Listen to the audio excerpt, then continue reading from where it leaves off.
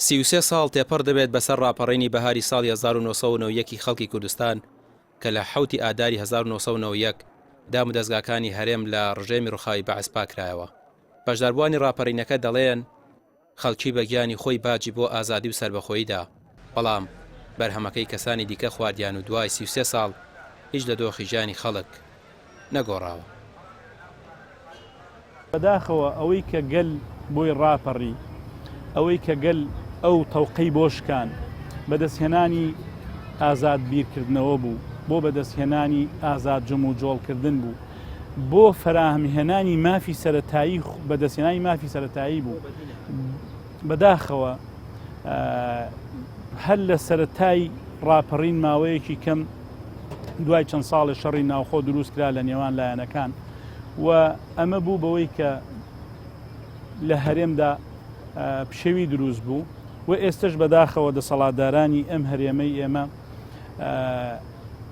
لە دوای 32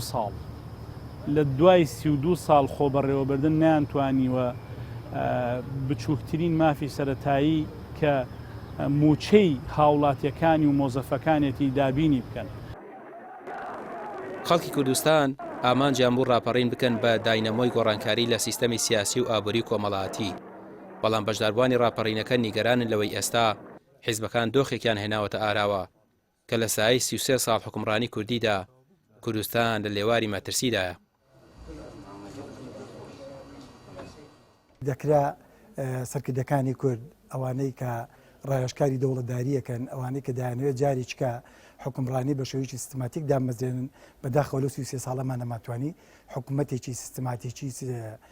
قانونی دامەزێنین، پەرلەمانێک بە معنای کە پەرلەمان کە بتوانێت بۆ بەدیێنانی ئامانجە دەستوریەکان کە مافەکانی هەموو گەلی و کوردتیا دامەز بێ بەکە هەموو کە منەتەوەکانی چەکە لە ناو خۆمان کە لە کوردستانە هەیە جێ سەقامگیری بکە، نەماتوانی هێزێکی پتە بۆ نیشتیمان دروستکەین، نەماتوانی کە ئەو هێزە نیشتیمانیە بۆ ئەمنی قەومی بەکاری بێنین. بەداخەوانێ ئێمە ڕاپەڕین بۆ بەڕزگارکردنی نیشتیمان، ینی لە حوتی سێ لە 5 سێەوە دەتوانین بڵین بۆ 21 سێ ئێمە دەتوانین کوردستان بە تەواتی ئازاد بووە تا کەرکک و هەموو ئەو جۆگانەی کە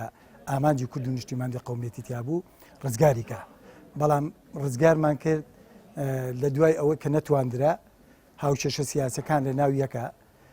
کێشەی حیزبایەتی سیاسی نەتواندرا ئەو ئامانجە گەورەیە کە لە سنووری هەرێمی کوردستانە بوو کە ڕزگار کرا وردە وردە بەرەو پاشەکشە چوو. ڕاپەڕین دەواازەیەکی فراوان کرایەوە بە ڕووی میلەتی کووردە کە ساڵانێکی زۆر لەژێر چەپۆکی ڕژێمی باسی فاشیا ژیان ئەگوزەرا بە ترس و لەرزێکی زۆرەوە. هەر ئەو ترس و لەرزە بوو کە نەما کە میلەت ڕوبەڕووی ڕژێمی بەعز بووە و ڕاپەڕین بەرپا بوو. لە دوای ڕاپەڕینیش ئومێدێکی زۆر گەورە دروست بوو بۆ هەموو کورد، ئەوە بوو کە لە ساڵی 92 بۆ یەکەم جار میلەتی کورد توانی شتێک دامەزێنێ بە ناوی حکوومەتی هەرێمی کوردستان و پەرلەمانی کوردی هەڵبژێنێ. میلەت بە شێوەیەکی گشتی زۆر چاوەڕوانی ئەوەیە کە ژیانێکی زۆر باش، شتی زۆر باش بێتە بێ و مەرحەلە بە مەرحەلە هات، بەڵام مەخابن لەسەر ناکۆکی نێوان هەموو لایەنە سیاسیەکانی ناو کوردستان.